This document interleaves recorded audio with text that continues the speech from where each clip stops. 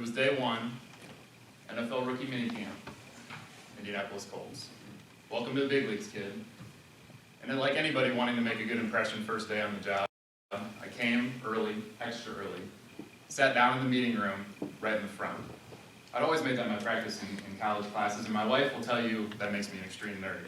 But you all, you're my people.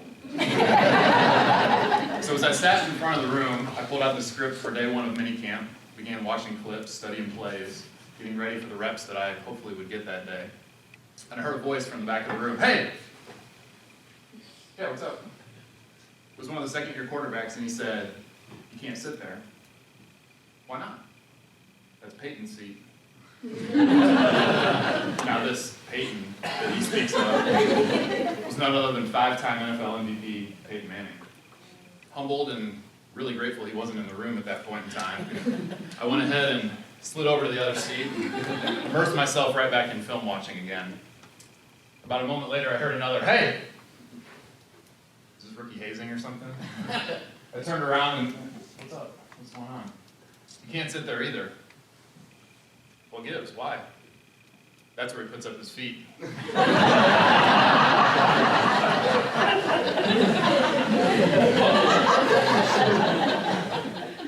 Humbled but also grateful for this guidance. I didn't have a bigger snafu. I took my rightful place as a rookie in the back of the room. You know, the longer I live, and the more I see leadership in different settings, the more I realize that leadership and life in general is a series of slide-over moments, is it not? That we work hard, we rise, we grow, we expand, we get humbled, we slide over. Work, learn, rise, expand, humble, failure, slide over, rise, slide over. Think about how this plays out in your life. My wife's a kindergarten teacher, and every first Tuesday after Labor Day, there's a 5-year-old with separation anxiety clinging to the hem of mom's dress, not wanting to go to school, and yet just a few short years later, that kindergartner's a 5th grader, king of the school, confident, ready for middle school, right? A few years later, that 9th grader is entering high school, worrying about what he said, she said, and yet a few years later, they're the king of the school yet again, holding that diploma in hand, walking across that stage. Then we go on to college, and we get thrown in that world of post-secondary education, not knowing what are we going to do. We're homesick, away from home, and yet a few years later, we're graduating thinking we know it all as we head into the career field of our choice, only to find out that we really know nothing and have no experience whatsoever as we drink from the fire hose that is Stryker, right? And then we build that career, and we start to, accumulate some assets, and we have our first child, and we realize, man, we don't have it together as much as we think we do. My first one's coming in June, very excited. As many of you saw Mayor Hopewell so boldly unannounced to the ELA group. I didn't know that was coming. And then finally, as we go down the horizon of our career, it comes time for retirement. And all that thing that gave us purpose and meaning and value throughout our life, suddenly, what do we do? Life is a series of slide-over moments. And you see, as leaders, what we face and we realize is that there's this tug-of-war, this battle between significance and service, right? The world will tell you that leadership is achieved through significance. Get as much power, fame, fortune, wealth, autonomy as you can, and there you'll find your leadership desires. Or be a servant, humble, lowly, trampled on by the world, and there you can find meaning. But I'm here today to simply tell you that I believe we can achieve both. That significance and service can be achieved through the simple act of sliding over for someone else, getting out of the way, getting out of the best chair, because in my own leadership world, I wanted to be number one, but it was my time to slide over.